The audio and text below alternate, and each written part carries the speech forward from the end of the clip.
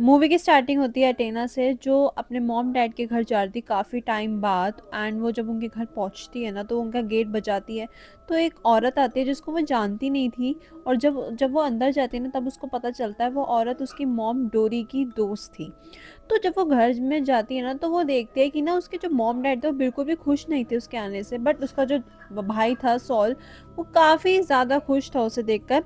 और तभी ना उसको बहुत अजीब लगता है कि मेरे पेरेंट्स खुश क्यों नहीं है मुझे देखकर। बट उसको ये चीज़ लगती है कि कोई बात नहीं, मैं चली गई थी घर से तो उस वजह से होगा। तो वो उससे कहते हैं कि ठीक है, तुम जाओ ऊपर आराम कर लो। जब वो ऊपर कमरे में जब जाती है ना, तो देखती है उसके कमरे पे कोई उसके बेड पे पहले ही सो रहा होता है। वो जैसे ही उसे उठाती है ना, जो सोया हुआ आदमी होता है उस पर अटैक करता है। वो नीचे जाके जब बताती है, तो उसको पता चलता है कि उसके कमरे में एक लड़की नादिया वो सो रही थी। एंड वो उसके पेरेंट्स की अब बेटी बन चुकी है, अडॉप्टेड बेटी। एंड वो काफ़ी ज़्यादा उसको प्यार करते हैं, एटेना से ज़्यादा उसे प्यार करते हैं। जो बिल्कुल भी एटेना को पसंद नहीं आता कि ऐसा क्यों है। एटेना बोलती है कि नहीं, आप इसे निकालो, ये कौन सी लड़की तुम घर में ले आए हो, इसको घर से बाहर निकालो। बट जो उसके पेरेंट्स होते हैं वो उसको मना करते हैं कि नहीं। वो कहते हैं नहीं, ये हमारी बेटी है और ये काफ़ी ज़्यादा हम इसे प्यार करते हैं, तो तुम अपना जाओ और सो जाओ। तो वो उसे कहती है कि अब ये मेरे कमरे में तो सो रही है, मैं इसको मेरे कमरे से बाहर निकालो। कहते हैं कि नहीं, तुम ऊपर वाले कमरे में सो जाओ, वो उसी कमरे में सोएगी। जो ना अटेना को काफ़ी ज़्यादा बुरा लगता है इस चीज़ पे कि वो मेरे साथ ऐसा क्यों कर रहा है। बट वो उस कमरे में चले जाते हैं और आराम से सो रहे होते हैं। तभी जो उसकी दोस्त होती है ना, उसे कहती है कि मुझे भूख लगी है। वो नीचे जाके उसके लिए खाना ढूंढने की जाती है। तभी वो अपने पेरेंट्स के कमरे के बाहर से निकल रही होती है, तो सुनती है उसके पेरेंट्स कह रहे होते हैं, उसके डैड कहते हैं कि ये पता नहीं क्यों यहाँ अटेना आ गई है, इसको बोलो यहाँ से निकल जाएगी, जल्द से जल्द यहाँ से निकल जाएगी। जो अटेना को सुनकर बिल्कुल भी अच्छा नहीं लगता। वो दोबारा अपने रूम में वापस आती है और गाबी को बोलते हैं कि चलो हम यहाँ से निकल रहे हैं, मुझे यहाँ नहीं रुकना।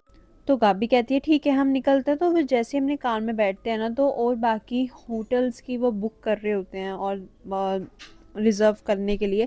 बट वहाँ उनको कोई होटल नहीं मिलता, सारे बुकड हो चुके थे। रात को कोई भी उनको कुछ भी नहीं मिलता। तो गाबी उसे कहते हैं कि कोई बात नहीं, एक दिन की बात है, हम यहाँ स्टे कर लेते हैं और कल यहाँ से निकल जाएंगे। तो जो अटीना थी वो भी उसकी बात मान जाती है कि ठीक है, हम रुक जाते हैं। तो वो आराम से सो जाती है अटीना। तभी जो उसकी दोस्त होती है गाबी, वो नीचे उसकी मॉम डोरी के साथ काम करवाती है। तो तभी यहाँ पे एडिना की आँख खुलती है, अपने बेटे को देखती है। बेटा उसके पास नहीं होता और वो नादिया उसके बेटे को लेके बाहर बालकनी में खड़ी होती है। और वो तभी उसने बेटे को उससे छीनती है और वो नीचे की साइड जाती है। तो अपने डैड को वो बोलती है कि डैड ये ऐसे ऐसे है। उसकी अपनी मॉम को भी बोलती है कि मेरे बेटे को भी ऐसे नहीं रखा था, आप इसे बाहर निकालो, आपने क्यों इसे यहाँ घर के अंदर रखा हुआ है, ये एक बहरूपी है, आप क्यों नहीं समझते। तो जो उसकी मॉम होती है वो उसे कहती है तुम तो हमें छोड़कर चली गई थी, तुमने तो एक बार भी नहीं सोचा हमारे बारे में। और वो हम उसको अपने लाए हैं, अपने लिए अपने पास रखने के लिए लाए हैं। तो वो और चीज़ें ना ढूंढने लगती है कि कोई सबूत मिल जाए नादिया के खिलाफ, जो मैं उसको बता सकूँ अपने मॉम डैड को। तो उसको मिलता है कि जिसमें ना एक कार्ड मिलता है जिसमें उसका असली नाम लिखा होता है नादिया का।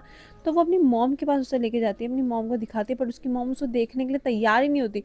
वो उसे कहती है तुम अपनी ये बेवकूफ़ी अपने पास रखो और प्लीज़ यहाँ से चली जाओ। जैसे तुम यहाँ से हमें बहुत टाइम पहले छोड़कर चली गई थी, वैसे ही चली जाओ।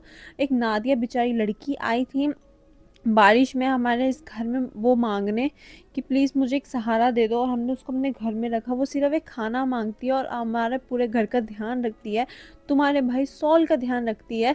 और तुम यहाँ से जैसी आई थी वैसी यहाँ से चली जाओ। तो जो एटीना होती है उसको ये सुन के बहुत ज़्यादा बुरा लगता है कि उसके खुद के माँ बाप उसको उसके बारे में क्या सोच रहे हैं, क्या बोल रहे हैं, उसको इतना बुरा लगता है। तो वो वहाँ से भागते भागते अपने रूम में जाती है यहाँ से निकलने के लिए। तभी उसका भाई सोल उसे रोकता है, वो उसके सामने उसे इमोशनल करता है, उसके सामने रोता है कि तुम इतने टाइम बाद आई हो और मैं ही हूँ जो तुमसे बहुत ज़्यादा प्यार करता हूँ। प्लीज़ अटीना यहाँ मत जाओ, प्लीज़ इस बार क्रिसमस पार्टी तक हमारे साथ रुक जाओ। तो वो मान जाती है क्रिसमस पार्टी तक रुकने के लिए। और वो गाबी को भी जाके बोलते हैं हम क्रिसमस पार्टी तक रुक जाते हैं। तो वो मान जाते हैं कि ठीक है चलो हम रुक जाते हैं। तभी वो देखते हैं कि सारे लोग क्रिसमस पार्टी पे आ गए थे, बट उसकी आंट और अंकल नहीं आए थे जो उससे काफ़ी ज़्यादा प्यार करते थे। तो वो गाबी को बताती है कि मेरे अंकल आंट नहीं आए हैं, उनको क्यों नहीं बुलाया। वो तभी ना गेट खोल के बाहर नीचे जाने की कोशिश करती है, बट उसका गेट बाहर से बंद होता है। तो तभी वो जो बालकनी होती है ना, वो उससे नीचे छलांग मार देती है। और जो नीचे सारे रिलेटिव्स होते हैं ना, वो उसकी तरफ उनका अटेंशन आ जाता है उसकी तरफ। और वो देखता है कि ये नीचे क्यों गिर गई है, कौन है। जो उसकी मॉम तभी चिल्लाती है एडेना ये क्या बेवकूफ़ी है, अपने कमरे में जाओ इसी वक्त, आपने मेरा गेट क्यों बंद कर रखा था और ये सब क्या है। तो उसकी मॉम बोलती है कि यहाँ क्रिसमस पार्टी चल रही है, तो तभी वो अपनी आंट को फ़ोन मिलाती है। जो उसके फ़ोन आया होता है उसकी आंट का, तो वो फ़ोन मिलाती है उन्हें, तो उससे बात करती है। वो कहती है, "आप यहाँ पे क्यों नहीं आए क्रिसमस पार्टी पे?" तो उसकी मॉम कहती है, "तुम्हारी मॉम ने ही कहा था कि तुम्हारी मॉम कोई क्रिसमस पार्टी इस बार कर नहीं रही है, तो उन्होंने मुझे बुलाया नहीं।" तो वो सोचती है कि सिर्फ़ 2 लोगों के लिए ही उन्होंने मना कर दी कि इतनी बड़ी क्रिसमस पार्टी यहाँ पे नहीं हो रही। तो वो अंदर जाती है क्रिसमस पार्टी में, वहीं जाके साथ में टेबल पे बैठ जाती है, वहाँ सारे बैठे हुए थे। तो तभी वहाँ पे एक निकोलस आदमी को देखती है, वो जो उन सबका लीडर था। वो उन सब के बारे में देख रही होती है और समझ रही होती है कि ये सब यहाँ पे हो क्या रहा है और चल क्या रहा है।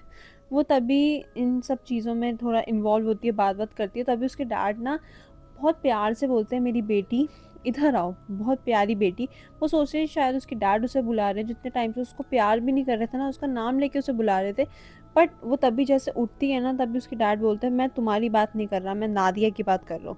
वो तभी इतनी ज़्यादा गुस्से में आ गई थी, इतना ज़्यादा टूट चुकी थी इस बार कि उसके डैड उसे बिल्कुल भी प्यार नहीं करते।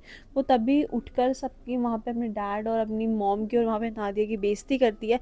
नादिया कहती है, "एक बहरूपिया है ये जो अपने घर में इनको ले आया है, इसको पता नहीं कौन है, ना इसके बारे में जानते हैं ना पहचानते हैं, बस अपने घर में रख लिया।" और वहाँ पे बहुत सबकी वहाँ पे बेइज़्ज़ती करती है, बहुत बुरा-भला बोलती है।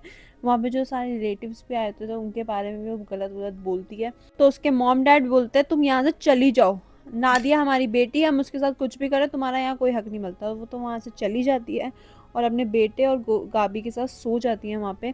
तभी जब उसकी आँख खुलती है ना, तो देखती है उसका बेटा रो रहा था भूख के लिए, तो वो उसके लिए खाना लेने के लिए नीचे जाती है।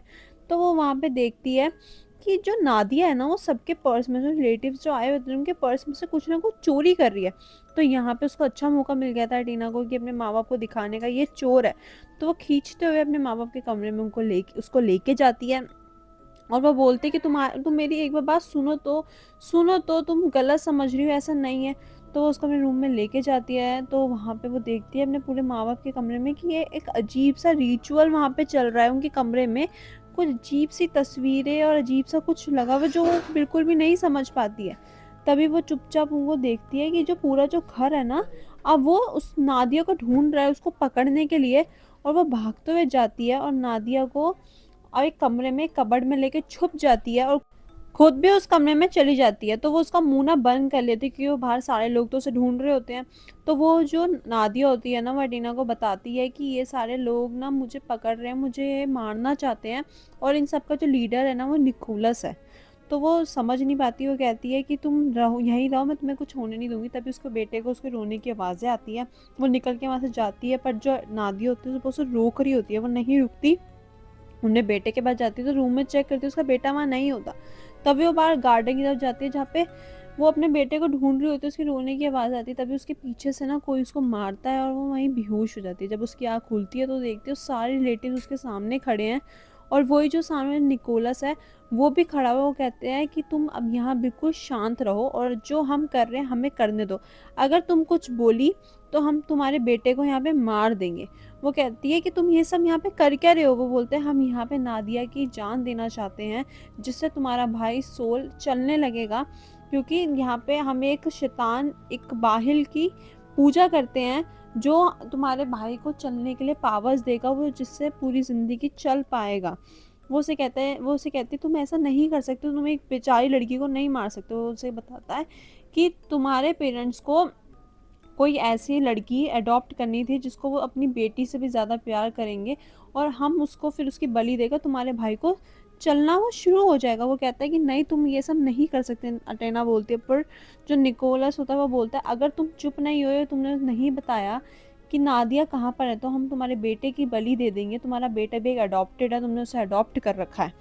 तो वो उसे बता देती है, अपने बेटे के खातिर वो बता देती है कि नादिया कहाँ पर है, और वो नादिया को वहाँ से पकड़ कर लाते हैं और नादिया की एटेना के आगे ही उसकी बलि देते हैं, उसकी गर्दन काट देते हैं। काटने के बाद जो उसका जो खून होता है वो उसके पूरे शरीर पर लगाते हैं, और एटेना से ये बिल्कुल भी ये सब नहीं देखा जा रहा था। वो अपनी आँखें बंद करती है और उसी टाइम वो वहाँ पे यहाँ पे बेहोश हो जाती है, वो नहीं देख पाती है सब।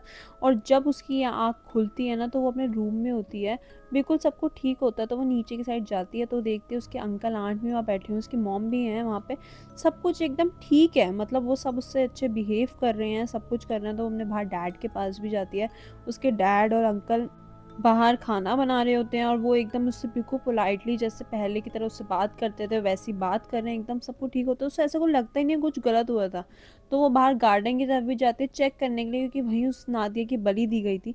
तो गार्डन में ऐसा कोई सबूत नहीं था कि वो ये बता सके कि नादिया की यहाँ पे जान ली गई थी। पर जैसे वो कमरे में जाती है तो देखती है जो उसका भाई था, जो पहले चल ही नहीं पा रहा था, अब वो अपने पैरों पे खुद वहाँ चल रहा है और एकदम बिल्कुल ठीक है। और वो हैरान होती है जो उसका भाई कभी चल नहीं पाता था, आज वो अपने पैरों पे चल रहा है।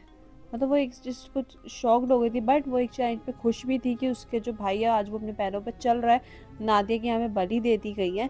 बट वहाँ पे सबको जो उसके माँ बाप थे उसको ये बताते हैं कि जो नादिया थी वो चोर थी और वो इस घर से भाग गई। यहीं ये मूवी एंड होती है। अगर आपको मेरी एक्सप्लेनेशन पसंद है तो प्लीज़ मेरी वीडियो को लाइक कर देना, चैनल को सब्सक्राइब कर देना। अब मिलते हैं अगली वीडियो में।